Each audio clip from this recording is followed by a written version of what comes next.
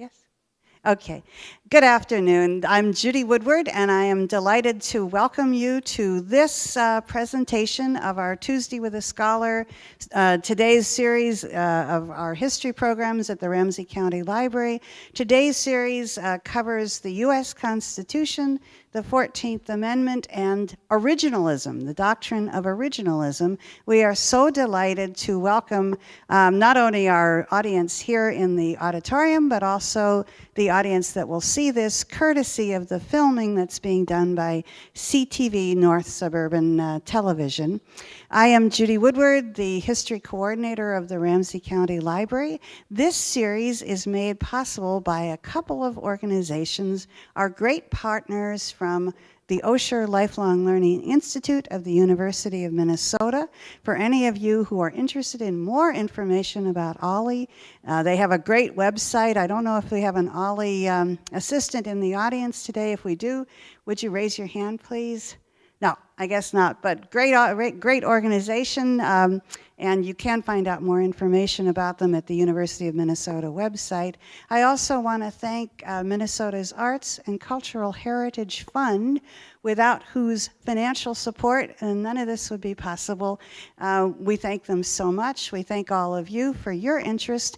And now I am so pleased to turn the podium over to our speaker, Professor Teresa Collett from the University of St. Thomas Law School. Thank you very much.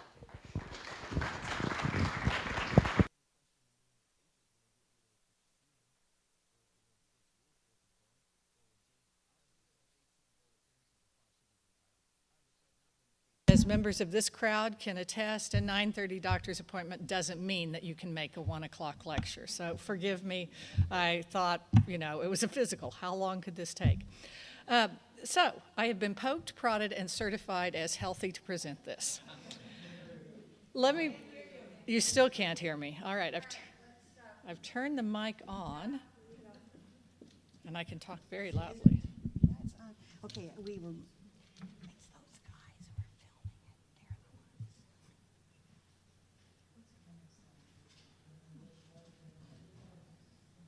Try that, would you? All right, can you hear me in the back now? No. No, okay. And I can talk loud enough if we have to.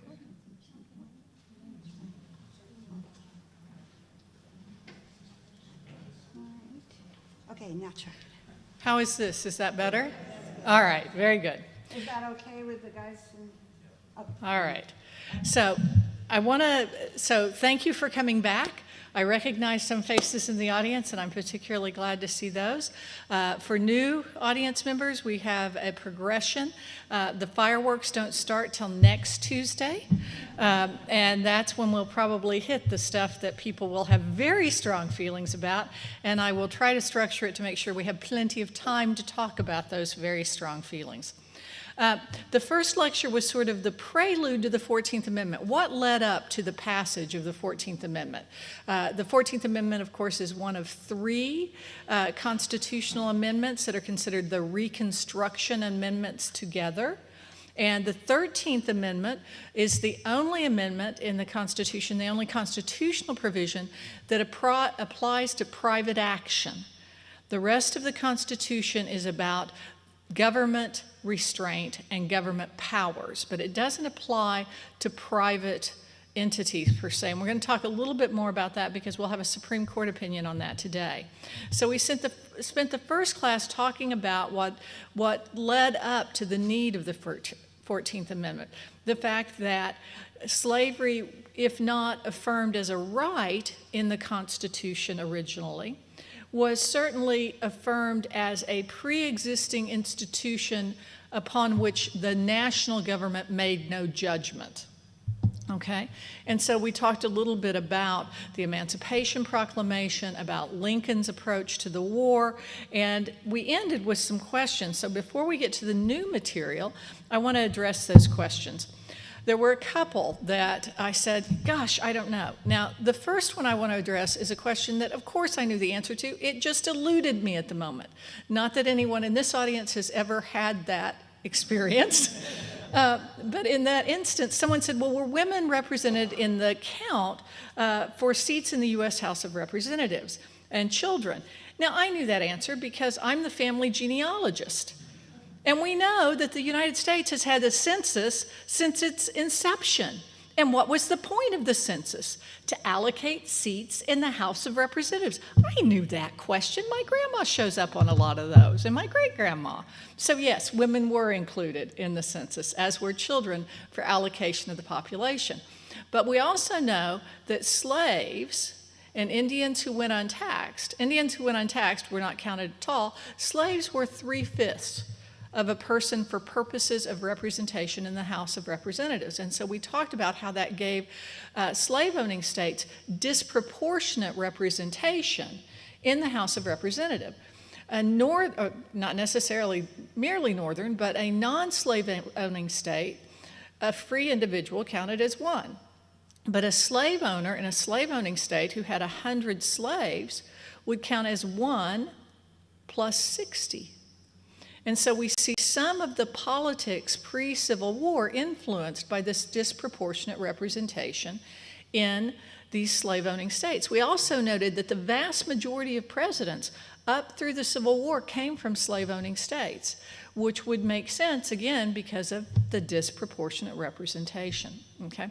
So the first question that I was asked that I just simply, the answer eluded me even though I knew it, was that women were indeed counted as were children, but in accordance with this 1 or 3/5 provision.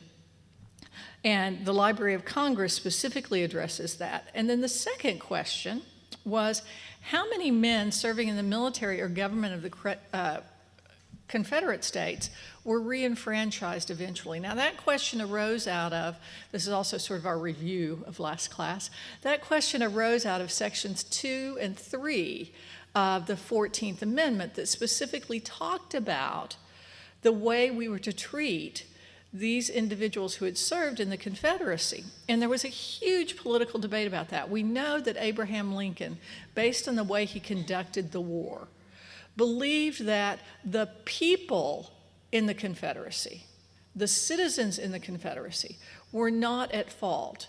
It was their government that was at fault. And we know both from his inaugural speech, from the Gettysburg Address, from all of his public statements, that he was hoping to bring the conflict to an end and to have those individuals reintegrated into society as citizens as quickly as possible, a healing. We cannot be enemies, he said. These are our brothers. And so he was very much of the mind that if we could end the hostilities, as soon as we could end the hostilities, we needed to reintegrate the citizens of slave-owning states, and that any retribution, if you will, must be visited only on the government. And he believed that it was the executive branch that had the primary duty of engaging in the Reconstruction. The conduct of the war was his primary responsibility, he believed, because he was commander-in-chief by virtue of constitutional requirement. And he also believed that the Reconstruction period was just in furtherance of that military function. Think of the way that the United States rebuilt parts of Japan after the hostilities ceased. So he believed it was primarily an executive function, but he also was a very deft, not deaf, but deft diplomat. And so when Congress had really strong feelings that he disagreed with, he spent a lot of time trying to persuade. And he would engage them in the dialogue about how we should do it. Well, with his death, of course, we know that Andrew Jackson became president because he was Andrew Johnson, because he was vice president at the time. Now, Andrew Johnson was a sympathetic Southerner to the Confederacy, and so he probably went a little further even than Lincoln in this hope to reintegrate the people of the Confederate States in a way that would not be seen as vindictive, not be seen as punitive, but rather attributing to the guilt to the governments of those Confederate states. But there were two other sects at that time that were competing for political power. One group were the radical Republicans, not what you're thinking right now. the radical Republicans of the South, who absolutely hated the Confederacy. They thought that they had abandoned, they called it political suicide, what the Confederate States had done. They believed that those people should be punished. They should not be readmitted until they had proven that they were worthy of American citizenship again. This idea of we are brothers, forget that nonsense, all right? And so in that instance, they really were very punitive. And then you had a group that are denominated in a lot of historians' accounts as sort of the carpetbaggers, who were primarily concerned with their own personal and economic gain. So whatever worked for them, sort of thing. And so you had these three competing philosophies. Well, in answering the question, how many members of the Confederacy, males in particular, since that was the voting population, were disenfranchised by the 14th Amendment. And while the federal provisions of disenfranchisement in the 14th Amendment were limited primarily to the leaders of those states, people who had taken an oath to the U.S. government and then taken an oath or served in a high-level function in the Confederacy, think Robert E. Lee, right? It was limited to that. The state legislatures during this time period also, as a matter of state constitutional law, disenfranchised, and they were much, much broader in their disenfranchisement of those who had served in the Confederate Army. So if you went in because your dad went in and all your brothers went in, and you didn't even own any slaves, you were just a poor white boy, but you went in because that's what your people did, you lost your vote in a lot of these states, because at least initially during Reconstruction, those state legislatures that were charged with reformulating a state constitution consistent with the Republican clause, now dead letter largely, in the United States Constitution, but charged with redrafting the state constitutions, simply made the political choice. And why not? If they had left them as voters, perhaps they would not have continued to hold their political offices in these states, since they were initially appointees by the government. It makes sense in terms of just raw political power. The Library of Congress tells us how many serving in the military or government of the Confederate States were reenfranchised eventually. And it states, the Reconstruction Acts established military rule over Southern states until new governments could be formed. They also limited some former Confederate officials and military officers' rights to vote and to run for public office. Again, that's that limited disenfranchisement that we see in sections 2 and 3 of the 14th Amendment. And then it makes the observation, however, the later provisions were only affected temporarily and soon rescinded by almost all that were affected by them. But that was the Congress. Other sources note that in the new constitutions of former Confederate states, they denied the vote to all of those who served in the Confederacy. So again, that poor white boy who went in because all the family went in, he was disenfranchised not by the federal Constitution, but rather by state constitutions that were being redrafted by these radicals that had been appointed to reformulate the constitutions of those states. PBS American Experience noted that after the war, a split appeared in Missouri politics between the radicals, who wanted to give civil rights to blacks and punish secessionists, and conservatives, who tried to preserve the pre-war social order. The radicals dominated in the Constitutional Convention in Missouri that assembled in St. Louis in early '65, and at first freed Missouri slaves, that would be consistent with the 13th Amendment, and then approved a new constitution giving blacks civil rights and barring from voting, civil office, and even the pulpit, anyone who could not swear that they had not engaged in any one of a list of 86 forbidden acts of rebellion.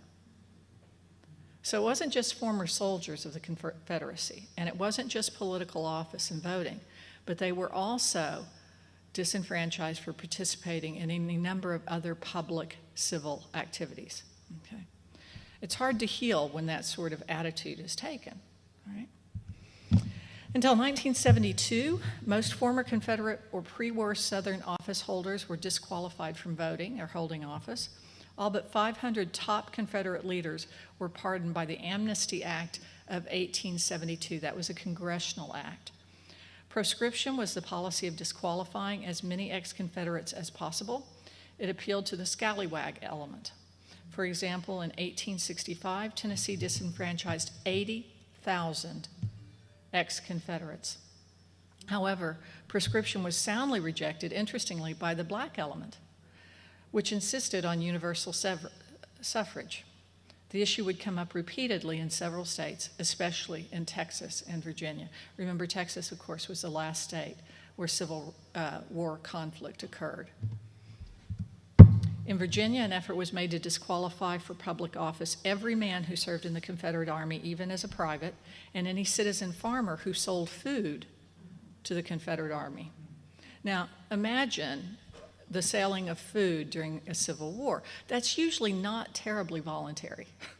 Let's just be clear on that. And it doesn't really matter which team you're selling to, all right? Disenfranchising Southern whites was also opposed by moderate Republicans in the North of the Lincoln nature, who felt that ending proscriptions would bring the South closer to a Republican form of government based on the consent of the governed as called for by the Constitution and the Declaration of Independence. So I don't recall who asked that question, but thank you, because I learned a ton researching the answer for you. So, talks about the Amnesty Act in 1872, federal law which reversed the penalties. Specifically, the act removed voting restrictions and office holding disqualification, except for senators and representatives of the 36th and 37th Congresses and officers in judicial, military, and naval service for the United States. The act was passed by the 42nd Congress, and the original Restrictive Act was passed in May of 1866. The 72 Amnesty Act affected over 150,000 former Confederate troops who had taken part. So it was really significant during that Reconstruction period, and then phased out. The federal government was the first to phase it out, and then the state governments eventually expanded it. Okay, so I think we've done with the last session. I think those were the two questions that remained on the table that I said, gee, I don't know the answer, I'll get back to you. So let's go forward.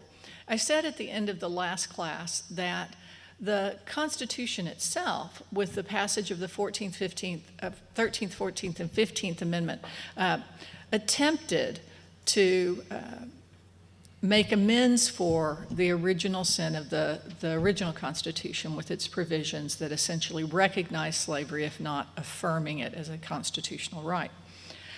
In the period from the end of the Civil War through 1933, the nation adopted several constitutional amendments directed toward fulfilling the promise of the Declaration of Independence. The 13th Amendment, which abolished slavery, the 14th Amendment, which provided for equal civil rights protected by a national government, the 15th Amendment, which expanded the right to vote independent of race, the 19th Amendment, which extended the right of the vote to women. Now, so Congress and the states themselves were largely in the liberty expanding business from that time period. They were passing constitutional amendments that were directed at assuming the equal protection and the equal rights of all adult citizens. Simultaneously, the U.S. Supreme Court, seemed to be busily restricting those rights, largely often ignoring the provisions that had been passed, or at least the language of the provisions, which is a component of the doctrine of originalism. The idea that we actually look to the text and we look to the original intent related to that text in figuring out whether a contemporary law is either constitutional or unconstitutional. Now, that's to be contrasted with a different jurisprudential viewpoint, which is the living Constitution. The idea that the Constitution was written for all times, and it must adapt to the new needs and the new demands of people. You'll see at the end of the session today that I'll give you a YouTube link, and those of you who receive emails for this session have already received an email requesting that you watch, before the next class, a debate between Justice Justices Scalia and Breyer about what's the proper way to interpret the Constitution. And those who are opposed to originalism talk about the idea of the dead versus the living Constitution, okay? Those of us who support originalism talk about the text and the history and tradition of the Constitution versus the political desires of the judges. So it's a lively debate, and it certainly is one that's influencing our current confirmation hearings, have influenced, many people would say, the confirmation hearings from Judge Bork forward. Although it's interesting, it seemed not to imperil either Justice Sotomayor or Justice Kagan or even Justice Ginsburg's confirmation. And we'll talk about that next session. And that'll be the most politically sensitive session that we'll have, all right? But for the moment, we're going to talk about the bad old court from the 1900s to about 1930, okay? So I want to talk about 6 cases and kind of give you a feel. So we've got Congress and the states trying to expand.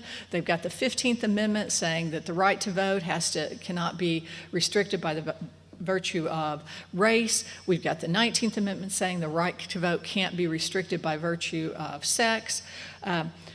And then we've got these various challenges. Now, before we look at the way the courts interpret them, let me just give you a quick refresher of the text of the 14th Amendment, since that's really the heart of the question in these cases. What are the requirements of the 13th and 14th Amendment in various contexts?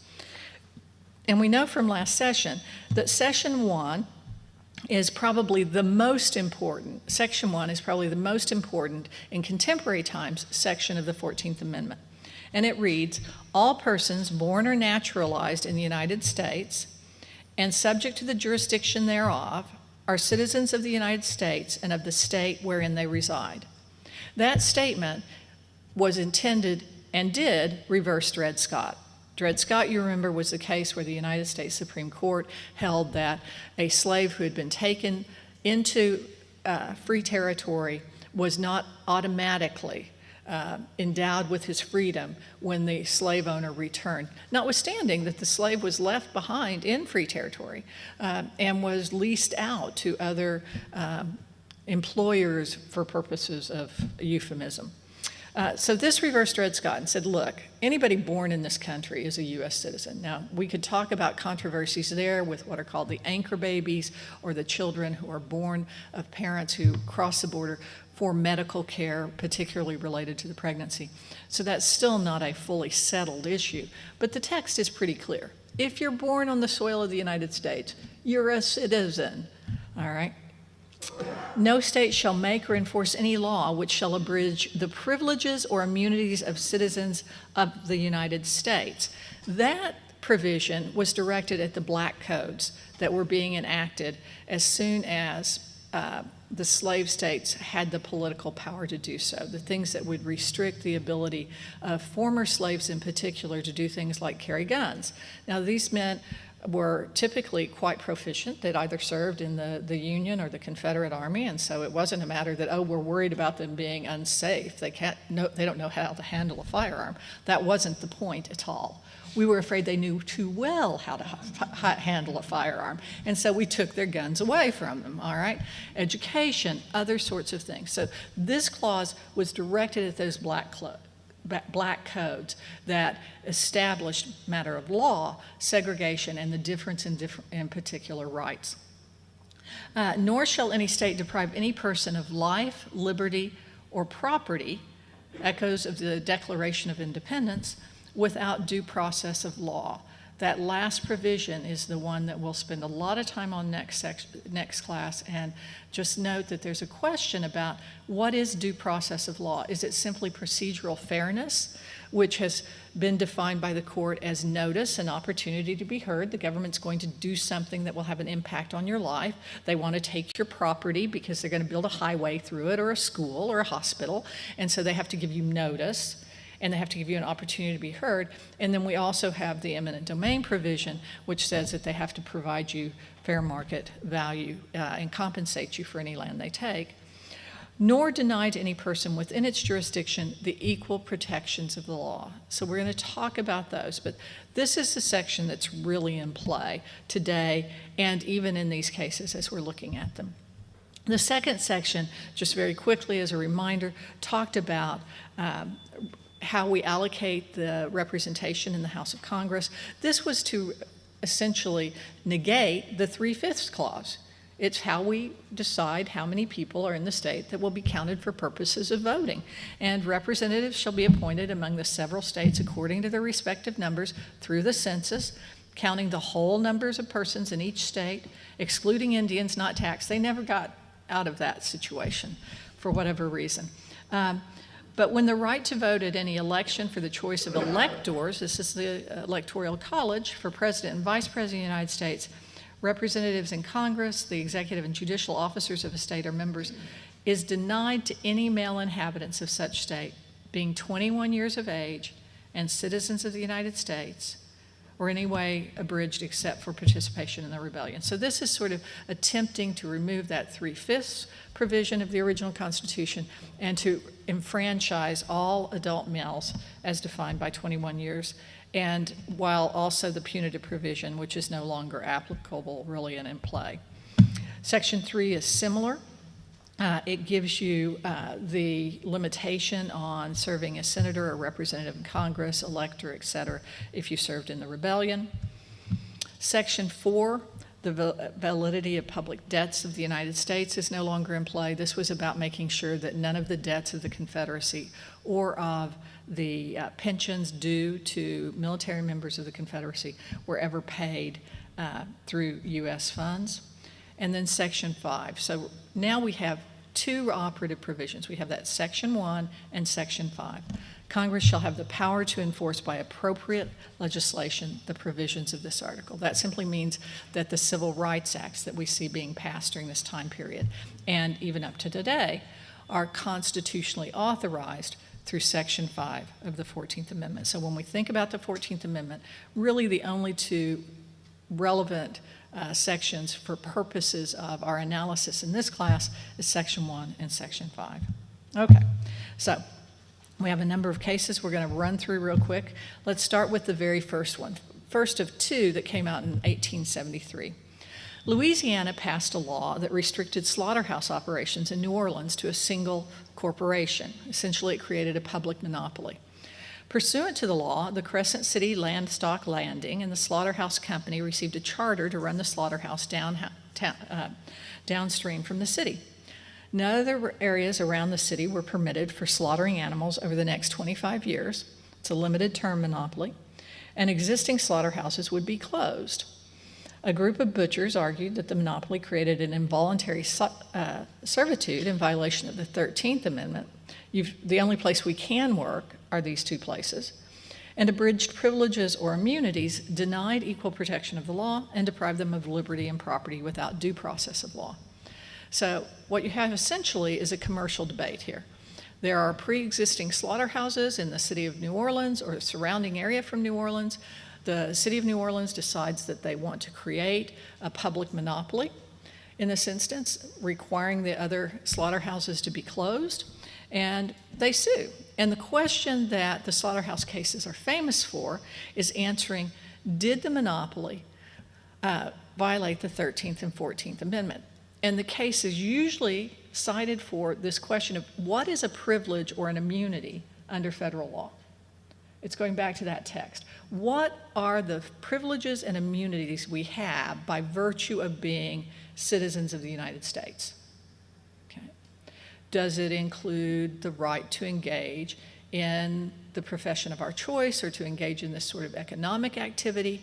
Or does it simply include those rights that are protected in the Bill of Rights, the right to vote, the right to free exercise of religion, the right to non-establishment of religion?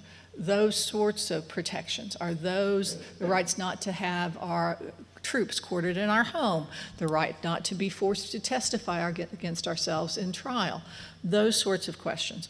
And so the slaughterhouse case looks closely at the privileges and immunities case. And I will tell you that this case continues to be controversial notwithstanding that it's almost 150 years old, okay?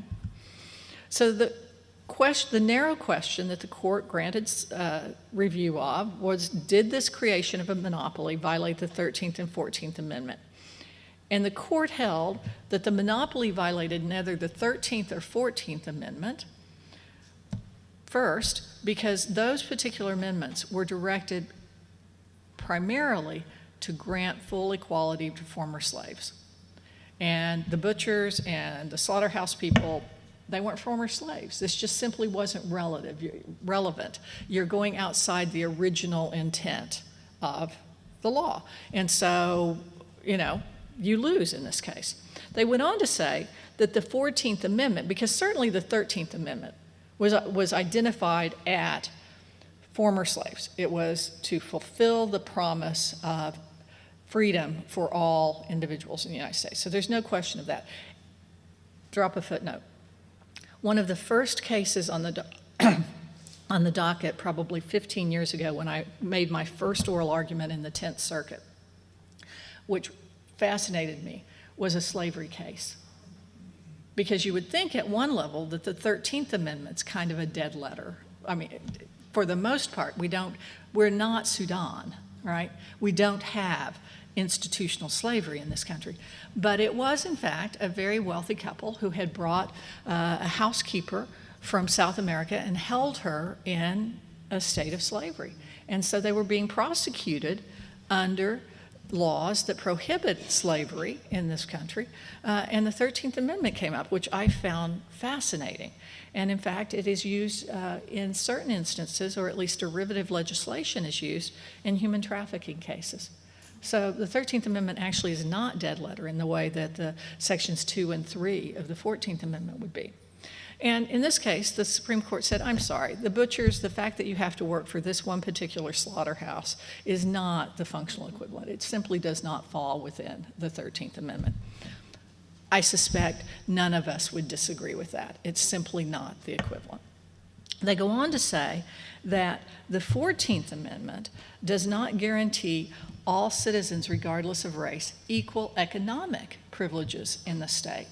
So in focusing on that narrow what is a privilege and immunity, the court says that whatever it is, it's not equal economic opportunity that, in this case, is arguably deprived.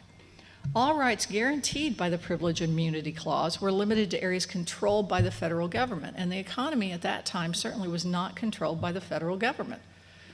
Yes, we had the Interstate Commerce Clause, but that wasn't the sort of, if you will, more granular regulation of economic activity in the states. And those federal rights would be access to ports and waterways, the right to run for federal office, certain rights affecting safety of the seas. Moreover, the court held that the butchers bringing suit were not deprived of their property without due process of law. They didn't dispute that you might have a property right in your economic activity, but there was due process of law because they could still earn a legal living in the area by slaughtering on the Crescent City Company grounds. Thus, the court concluded that the Louisiana law was constitutional. Now, the reason this case still has contemporary relevance, and you'll find comments in existing cases, and sometimes when you listen to various speeches by the judges, the slaughterhouse cases will come up, because the theory behind the butchers was that there were a set of rights and privileges that were created by the federal Constitution that simply could not be infringed on by state or local government, that you had them simply by virtue of being a U.S. citizen, no matter what your rights under your state constitution was. And this continues to be important because, as I mentioned last class, remember we have constitutional rights under two constitutions, right? We have rights as U.S. citizens, for those of us who are U.S. citizens, under the federal Constitution, but that's not the complete universe of rights that we have, constitutional rights. We also have state constitutional rights.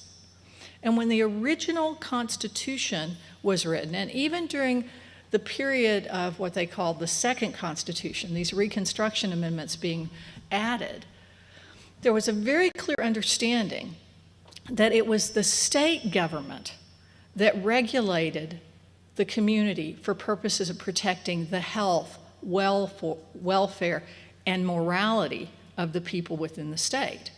That it was a matter of state government. And that's what we call the police powers historically. That's the state government that deals with the ordinary lives of the citizen, and the federal government or the national government was restricted to only those responsibilities that were given to it under the text of the Constitution. Things like operating the ports, operating on the open seas, creating a currency, standing army. Those were the things that the federal government concerned itself with, but it certainly didn't concern itself with things like marriage, regulation of medical practice, public education, any number of the other things. Those were the concern of the states. Now, my students in constitutional litigation sometimes forget about the state constitution because universities don't require state constitutional law as an adjunct to U.S. constitutional law. And I think that's actually kind of a shame. Not that I want big classes, I like little classes. But the fact is that in Minnesota, for example, our free exercise of religion rights are much broader than they are in the federal Constitution. Okay. And so if I have a case where someone is claiming that the government is infringing on their state, on their right to freely build a mosque in a city where they can't get a planning permit, or bake a cake consistent with their own beliefs, trying to get both sides in on here. If I have either of those cases, my first claim is going to be under the state constitution. I'm going to go into state court because we have stronger protections of free exercise. Here, the slaughterhouse was trying to define what our rights as U.S. citizens are. And the court simply said that's not what we're going to talk about for the most part. Justice Fields, however, dissented from this ruling, and here's where we see the contemporary interpretation. He argued that the 14th Amendment should not be construed as only protecting former slaves.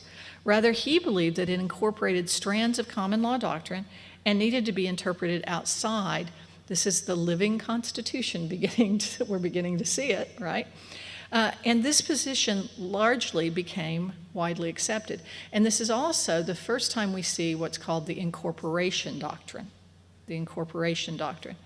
So notwithstanding that the slaughterhouse case basically says that the federal Constitution is limited in its impact on state governments to regulate in certain ways, the U.S. Supreme Court has subsequently taken the position that, well, some of these Bill of Rights issues now are incorporated through the 14th Amendment so that the federal government controls those areas over the state government. And that's why we see some of the big fights we do over various areas of disagreement in our society. It's the idea that the federal government prevails. I've got a lot to cover, so if it's not immediately pressing, I'm going to press forward. Thank you. Okay, so that's the slaughterhouse case. Same session. The court came out with its Bradwell versus Illinois opinion. And this was where Myra Bradwell, who had studied law in her husband's office, which is the way everybody studied law back then. It wasn't common to go to law school per se. You essentially clerked for a practicing lawyer, passed the bar with high honors in the state of Illinois. And the state of Illinois had a law that restricted the ability to practice law or to be licensed as a lawyer to males only. She actually briefed her own case, argued her own case in front of the Illinois Supreme Court, and the Illinois Supreme Court was so impressed by her argument, they said, this is not about competence. This is not about her qualifications. That's just not an issue. It's about who gets to make the rules, and the legislature gets to make the rules, not the court. Okay? Which, for many of us, is the right answer, unless you have a clear constitutional provision to the contrary. And so she took her case to the U.S. Supreme Court. And the question was, did she have a federal constitutional, not state, federal constitutional right to obtain a law, to practice law guaranteed in the 14th Amendment? Is that one of those privileges and immunities? Well, the court said that all citizens enjoy certain privileges and immunities, which individual states can't take away. piracy on the high seas, et cetera, but it did not agree that the right to practice law in states' courts is one of them. Again, going back and looking at the similarity, just as the butchers didn't have a right to their economic activity, she didn't have a right to her economic activity. There was no agreement, argued Justice Miller, that this right depended on citizenship. In his concurrence, Justice Bradley went above and beyond the constitutional explanation, and this is what gets people crazy, and this is what gets quoted in the law review, but it wasn't the controlling opinion, where he talks about the importance of maintaining the proper role of women in society, which would exclude them from practicing law. He cited the importance of maintaining, quote, the respective spheres of man and woman, with women performing the duties of motherhood and wife in accordance with the law of the Creator.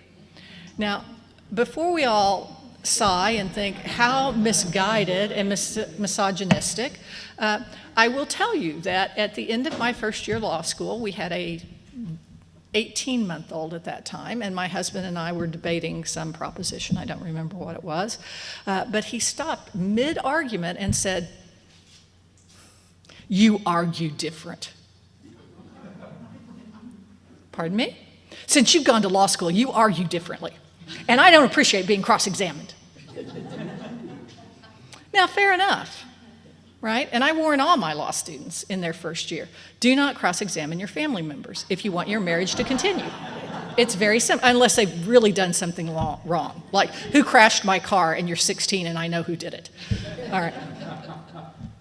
But in fact, while we can say how anachronistic, how misogynistic, he was making the point that, at least in the culture at that time, the skills to be a successful lawyer do not necessarily make for skills that make a successful marriage. And even today, the legal profession has one of the highest divorce rates of all professions. So while we can say, how ridiculous, and I'm glad I'm a lawyer, but let's not throw every piece of information that might have some credence to it when we recognize that the outcome was wrong. Civil rights case in 1883. So this is the next one. And in this case, again, this was the black codes that were going on. But it wasn't just in the Confederacy anymore, or former states of the Confederacy. Up north, they also had the same provisions that blacks could not use the same hotels or go to the same restaurants or ride on the buses or ride on the railroads or whatever. So the Civil Rights Act, which was a federal piece of legislation of 1875, affirmed the equality of all persons in the enjoyment of transportation facilities, in hotels and inns and in theaters and in places of public amusements. Though privately owned, these businesses were like public utilities, exercising public functions for the benefit of the public and thus subject to public regulation. There were 5 different instances where a black person was not allowed into the hotel or into the restaurant or into the theater or to use the streetcar or whatever particular public accommodation that was issued. And the court said, look, we're going to dispose of all these together, and they consolidated them. And they were called the civil rights cases. And the question was, does this statute from 1875 violate the 10th Amendment of the Constitution, which reserves all powers not granted to the national government to the states or to the people? So was that particular piece of legislation at the federal level violative of the idea that the states regulate these functions as a general rule, which still remains the case? As a general rule, it is state government that regulate these things. Yes, we can talk about interstate whatever, but when you get on Highway 36 to get to this library, it's a state function. So the ruling in this case was that differentiating between state and private action, the majority ruled that the 14th Amendment did not permit the federal government to prohibit discriminatory behavior by private parties, reinforcing what I said at the beginning in last class. Again, the 14th Amendment does not control private conduct, the federal government. So again, going back to the example from last class, when my children are choosing to speak in ways that I consider disrespectful or use inappropriate language, I explain to them very clearly, the First Amendment has no purchase in this house. I am the queen. Let's be clear, all right?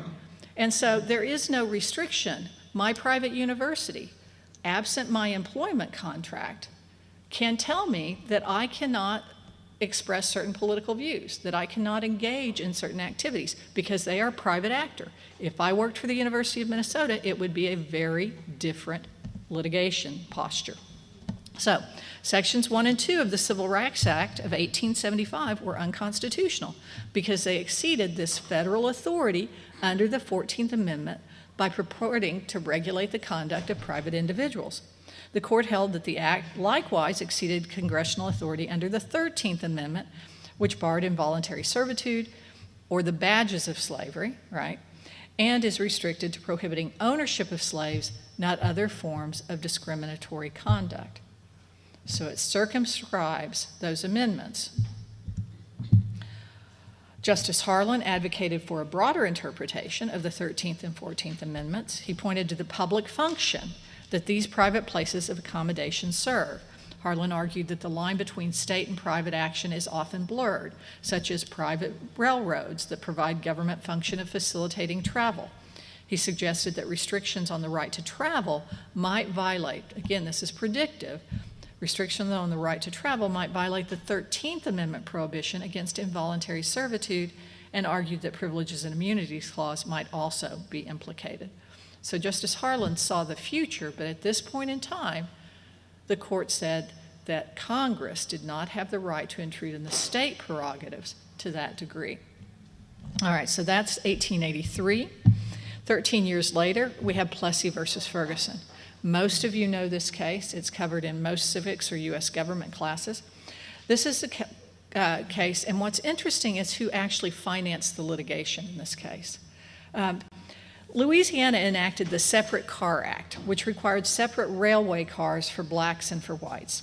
And in 1892, Homer Plessy, who was 7/8 Caucasian, what they would call in New Orleans as a mulatto, agreed to participate in a test to challenge the act. And frankly, this is the way a lot of constitutional cases get up there, is you find a plaintiff. It's not something that just arises naturally. You go out and you look for your plaintiff, and they found a plaintiff who was solicited by the Committee of the Citizens, a group of New Orleans residents who sought to repeal the act. They asked Plessy, who was technically black under Louisiana law, notwithstanding that he was 7/8 Caucasian, to sit in the whites-only car of the Louisiana train. The railroad cooperated, all right? So this is friendly litigation. The railroad cooperated, not out of a higher moral duty, not out of recognition of the equality of all human beings, because it thought the act imposed unnecessary costs in the purchase of additional railroad cars. Let the devil's money do God's work. When Plessy was told to vacate the whites-only car, he refused and was arrested. At trial, Plessy's lawyers argued that the Separate Car Act violated both the 13th, that's the Slavery Amendment, and the 14th Amendments. The judge found that Louisiana could enforce the law insofar as it affects railroads within its boundaries, and Plessy was convicted. Took the case up to the Supreme Court, and the court found that the state law was constitutional. In an opinion authored by Justice Henry Billings Brown, the majority upheld the state-imposed racial segregation. Justice Brown conceded that the 14th Amendment intended to establish absolute equality of the races before the law, but held that separate treatment did not imply the inferiority of African Americans. The court noted that there was not a meaningful difference in quality between the whites and the black railway cars. We'll return to that in just a moment. In short, segregation did not in and of itself constitute unlawful discrimination. And in dissent, Justice Marshall Harlan argued that the Constitution was colorblind and that the United States had no class system. Accordingly, all citizens should give access to civil rights. Now, this is the case, of course, that preceded Brown versus the Board of Education. The Brown versus the Board of Education reverses Plessy versus Ferguson. And when we talk about it next class, we'll talk a little bit about the fact that even today, there are many black parents who think that that was a very bad strategy, because instead it led to decades of conflict in the public schools, and many parents who do not have the means to send their children to private schools, like Georgetown Prep, had their children embroiled in conflict-ridden schools where teachers were as concerned about maintaining discipline as they were about trying to provide any education. A large number of the parents in Topeka, Kansas, actually wanted the litigation simply to argue that the fact that the white high school had a pool, had current textbooks, had up-to-date labs, had highly qualified teachers, was not meeting the standard of equal facilities, because that was not true of the black high school. They wanted an upgrade of their facilities. So it's an interesting thing where people's interests lie. And we'll talk about that next, and whether it's the courts that should be making that decision, whether it's the people who engage in it, and that'll be for next class.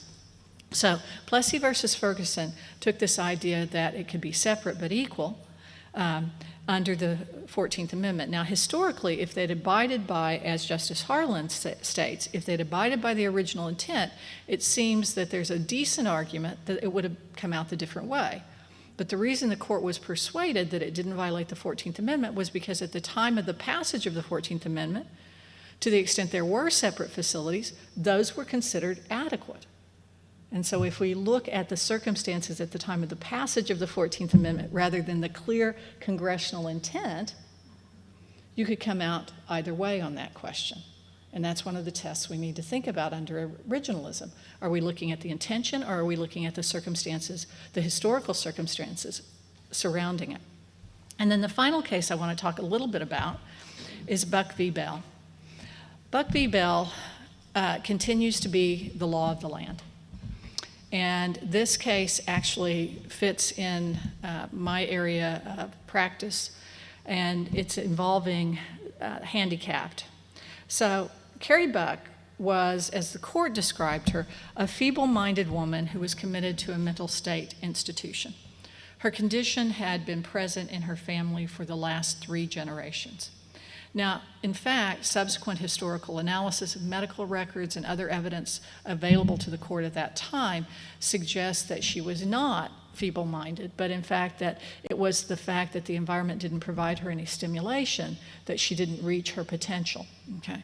But she was characterized as feeble-minded because there was a belief that the particular mental disability that her family had operated under was hereditary.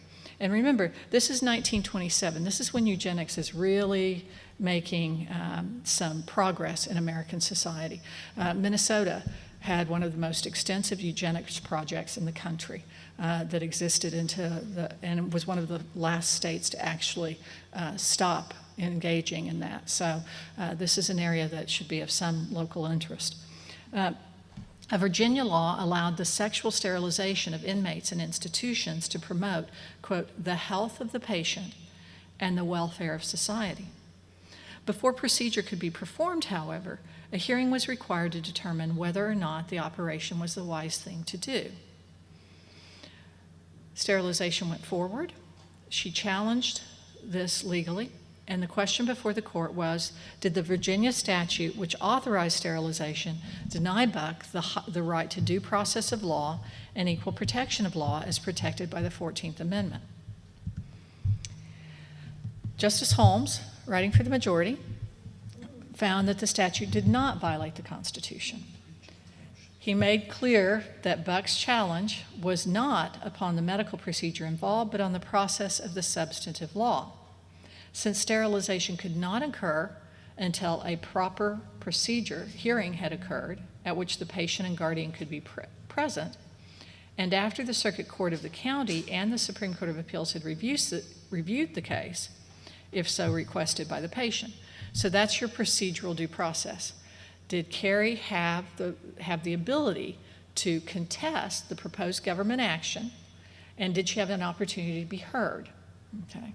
These are important elements, again, particularly for contemporary debates now about, for example, sexual harassment claims on campus, where men typically are not allowed to participate or not to have legal counsel present, sometimes are not even allowed to cross-examine their accusers. And so this is a continuing debate. Is just procedural due process enough? If we let you know that we are contemplating an action that arguably will harm your rights, if we give you the opportunity to be present and to participate in the hearing, is that enough? Or are there certain rights that are just by their very nature substantive due process.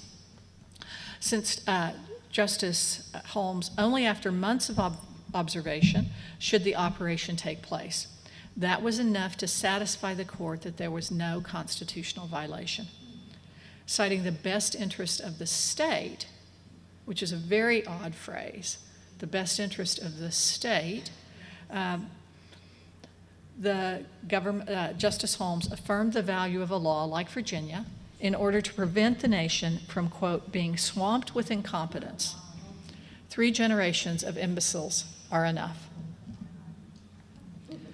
Now, this case came up fairly early. I only practiced law full-time for 4 years, well, 3.5 years, before I became a full-time professor, and I maintain a small practice, appellate practice.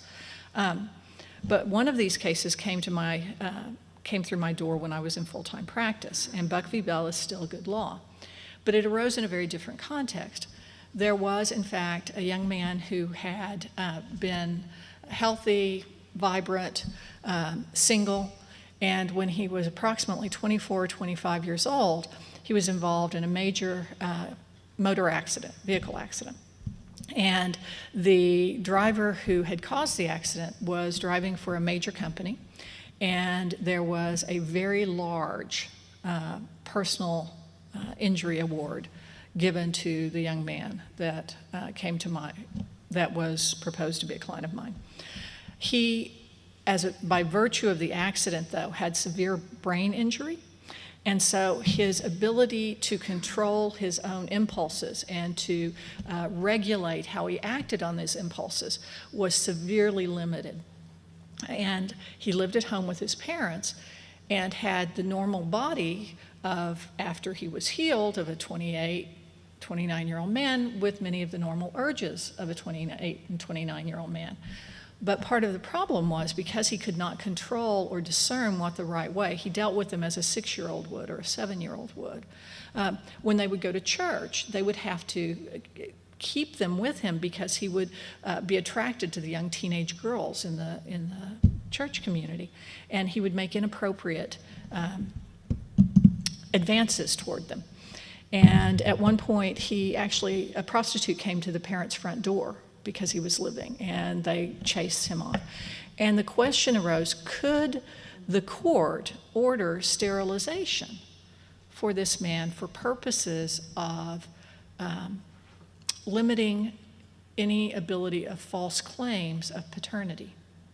And this is what the parents were worried about. And preliminary investigation showed that this really wasn't parents who were trying to make sure that they inherited the money or that they could control the money, or that, which sadly as a lawyer you see enough of this that's your first instinct. But in fact they had money of their own. That was just not the issue for them. And the question was, could a state court order sterilization of someone if directed to by a guardian? Buck v. Bell is still good law. And so, and many of these guardianship proceedings are ex parte, meaning you don't have anybody on the other side. So you come in on behalf of your clients, and sometimes the judges will order a guardian ad litem, a lawyer on the other side, to help you. I say help you. I mean, my clients wouldn't see it that way, but I want someone to argue against me if it's this important. I want to make sure it gets tested through the adversary system. And so I remember asking the judge at the time, could I please, I'm petitioning for the parents were there, they were present. I said, but we believe that this is a matter of such import that it would be appropriate to appoint a guardian ad litem. And we've identified certain lawyers who also have medical backgrounds who would be appropriate, not to cook the case, but you want somebody who knows what they're doing. You don't want a DUI lawyer on the other side of this case. And the judge said to me, "Oh, Teresa, I can trust you to tell me everything." Your Honor, I'm flattered. Again, we're requesting a guardian ad litem on the other side of this case. And the court in this case, consistent with all law to date, ordered the sterilization of this young man. Now, the advantage we had by having the guardian ad litem is we preserved in a sperm bank sperm, should he ever, which we believed was medically impossible, but should he ever recover competence and want to establish a family and have children of his own, they're biologically related, we established that sperm bank in order to do that. But this idea of sterilization is something that still continues today and is largely unchallenged. The other problem is, another case, we were asked to represent a young girl who had been raped in a residential facility. And the argument of the defendant in that case was that because we had not had her declared mentally incompetent and because she was over the age of 21, her consent was adequate, even though all medical records established that she had the mental age of about an 8-year-old. So this is a really complex area.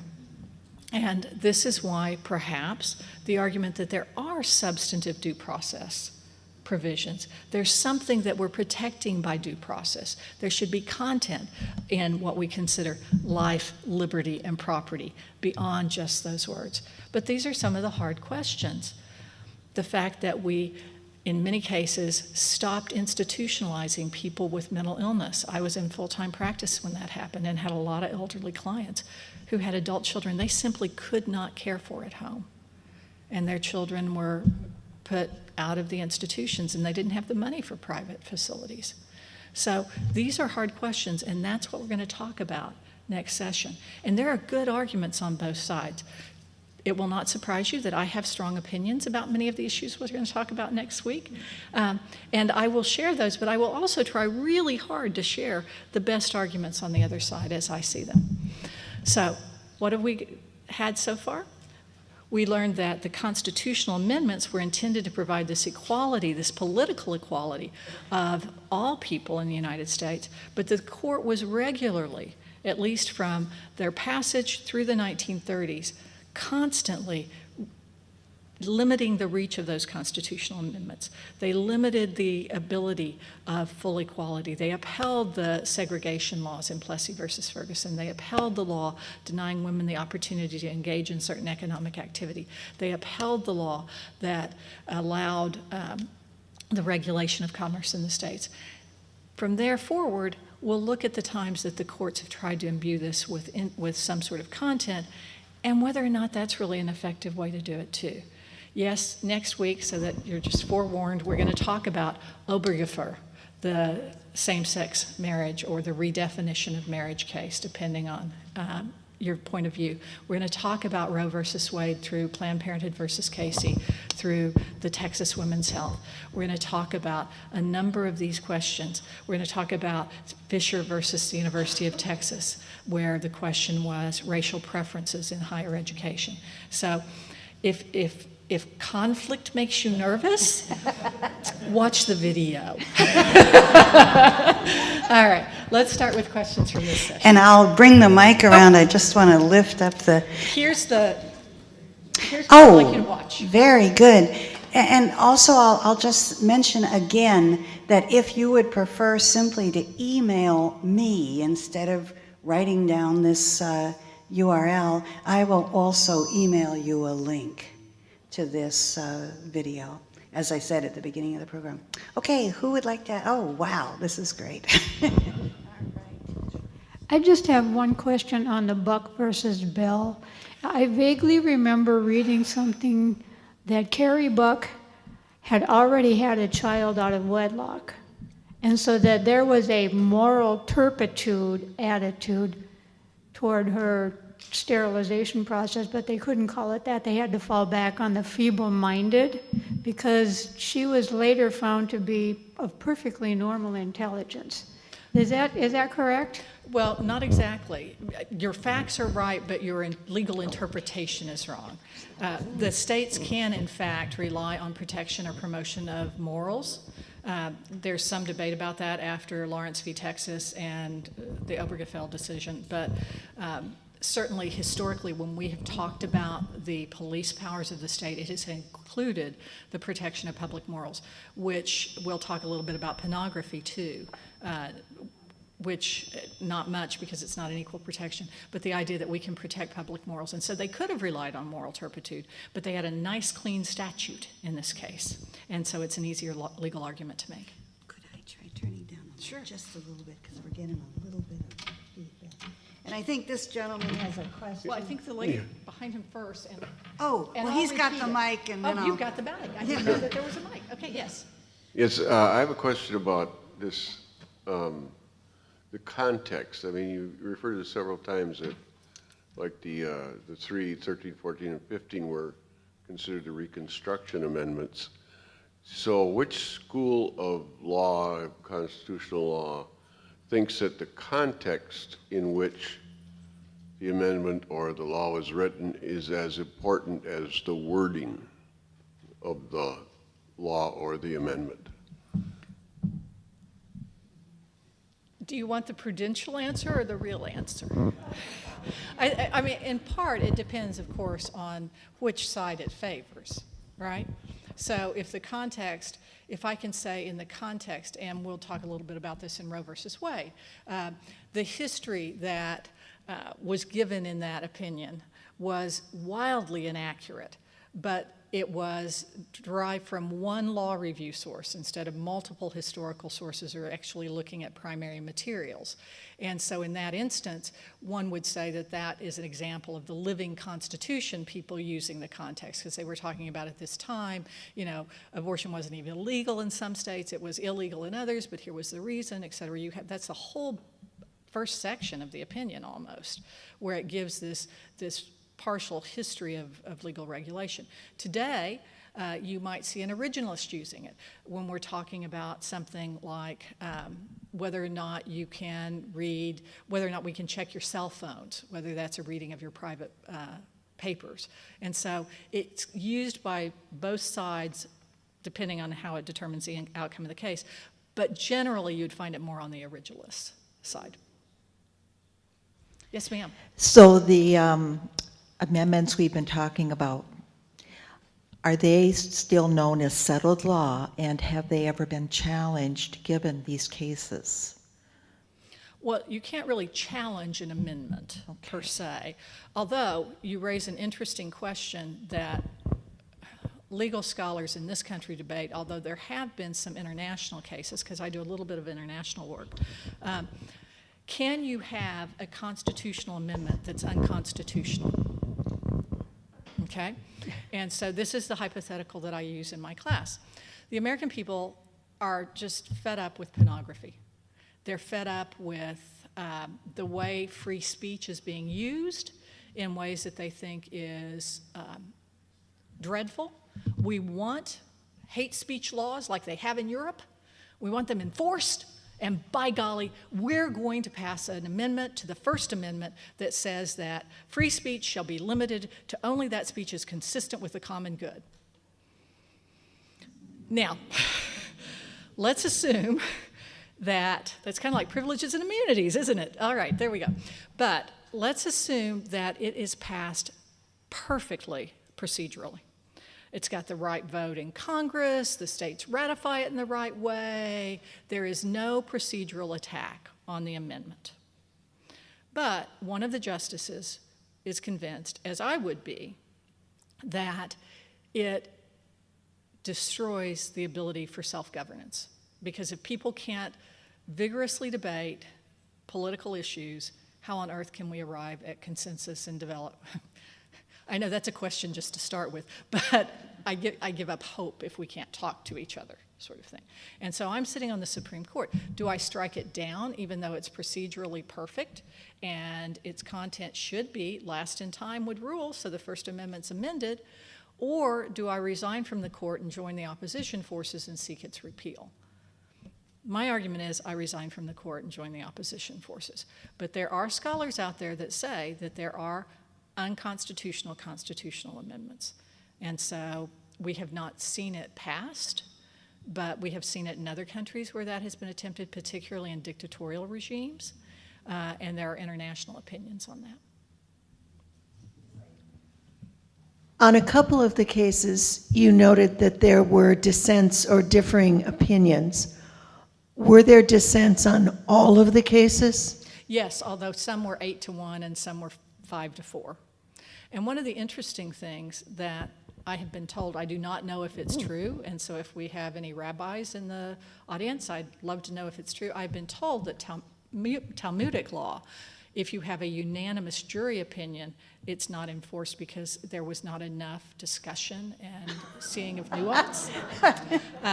I don't know if that's true. Please be clear, I know nothing about rabbinical law, but there is also conventional wisdom among constitutional litigators that those opinions that are 8-1, even 7-2, are the easiest to reverse because there's not been a really robust debate, whereas the 5-4 are hard fought and people are not changing their position.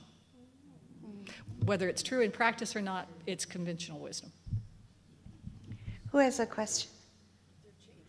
Oh, yes, sir. Okay. See the confirmation.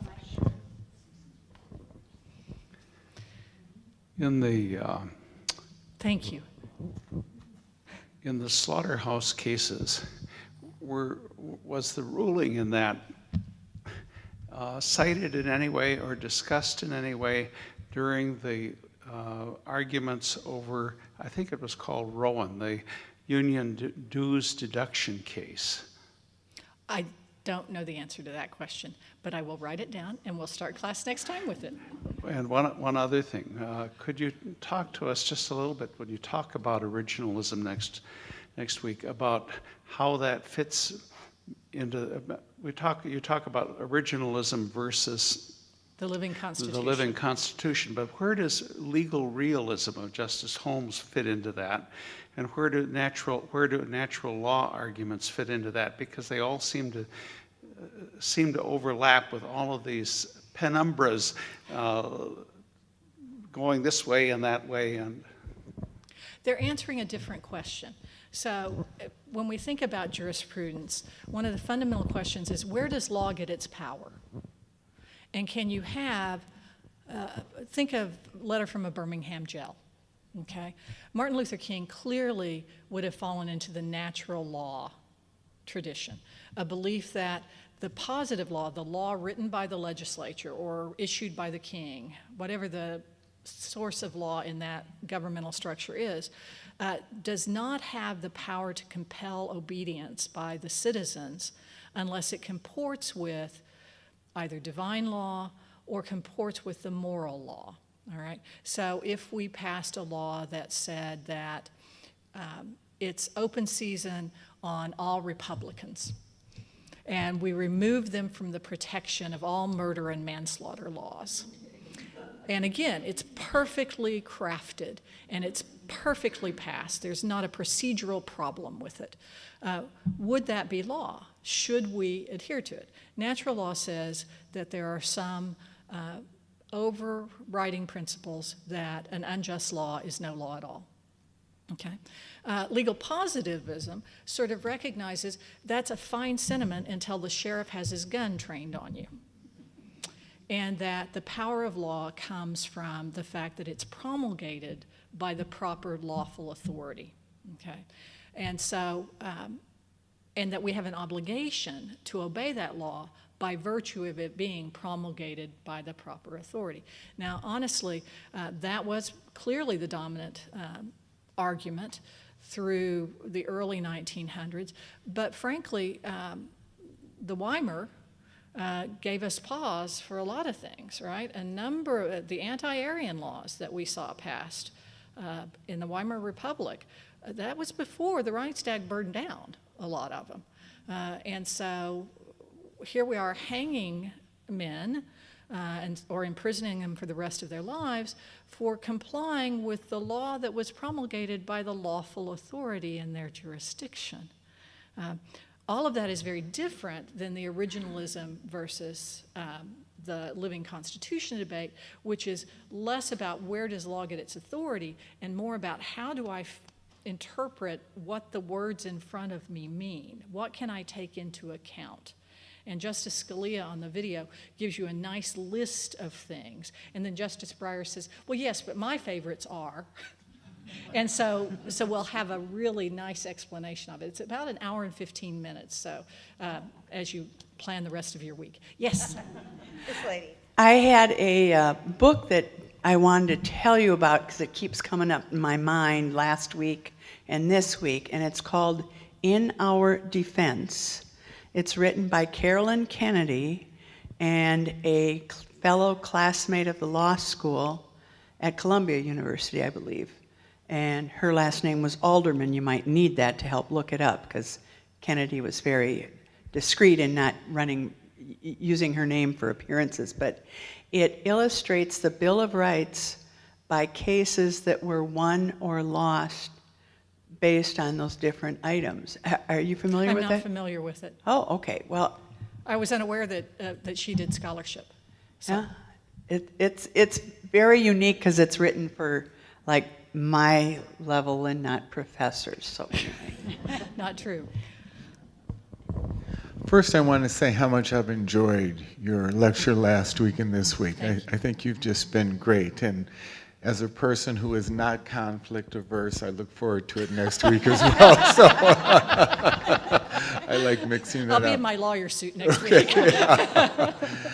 My question really has to do with kind of a prelude to the 13th and 14th Amendment. I understand the moral authority of Lincoln's action in prosecuting the war, particularly after '63 with the Emancipation Proclamation, but I've never understood really the constitutional basis of the Civil War, or Lincoln's position regarding the Civil War, or the legal basis of it.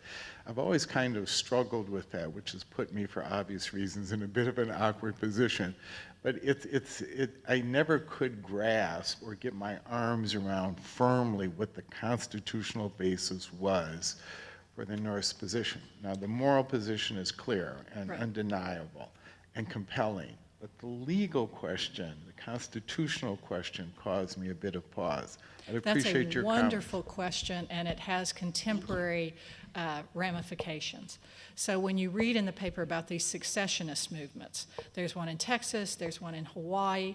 At one point, and they've got different foundations, but the question that Lincoln confronted is, can states leave the Union? And he concluded, because the text of the Constitution was silent on a right of exit, and that they had become so interwoven economically, politically, nothing like we have today, but nonetheless that the fate of the Union relied upon holding it together, that if it fractionalized, we would become Europe. And Europe at the time was, of course, lots of wars between various small European countries. And so Lincoln was convinced that his duty as president was to hold that union together. And he articulates that in the Lincoln-Douglas debate. And in fact, I think I mentioned last class, one of the things that in many people's minds somewhat tarnishes Lincoln is in one of those debates he says something to the effect of, if I could maintain the Union by allowing slavery to continue, that's the choice I'd make. And so he wasn't relying on the moral argument. Now, there are lots of different people that can help you make arguments. And in the Supreme Court litigation, when we have these council meetings before a big case, we allocate who's going to make what argument. And we don't make all of the arguments. So I've got Justice Kennedy, and she's got Justice Sotomayor, and you've got Justice Thomas, and you hone in on what we think they would be persuasive. So whether that represented his real view, I think it probably did. But one might question that by his own subsequent actions. But the question really does become, and the reason it's different for Texas than Hawaii, can a state leave the Union? Is this a voluntary confederation, if you will? Under the Articles of Confederation, it was clear they could, no doubt. Under the Constitution, it is less clear, and some would say that the Civil War has decided that. But when Texas came into the Union, it reserved the right to return to its republic status. It was an independent nation. It was the only independent nation that has come into the country. And so there are, how serious scholars, there is at least some scholarship that would support their right and their right alone to secede from the Union. Hawaii's arguments are made more on the basis that the ratification of joining the Union was made by the wealthy sugar plantation owners that did not represent the will of the people, certainly did not represent the native will of the people. And Hawaii has a very unique situation. If I were doing a series on taking of public property or taking of private property, the Midcalf opinion notes that at one point the entire state of Hawaii was owned by 90 families or something, and that everybody there had leasehold interests, but not property ownerships. So their argument is that it really didn't represent, it was not a free, voluntary act by the people of the state.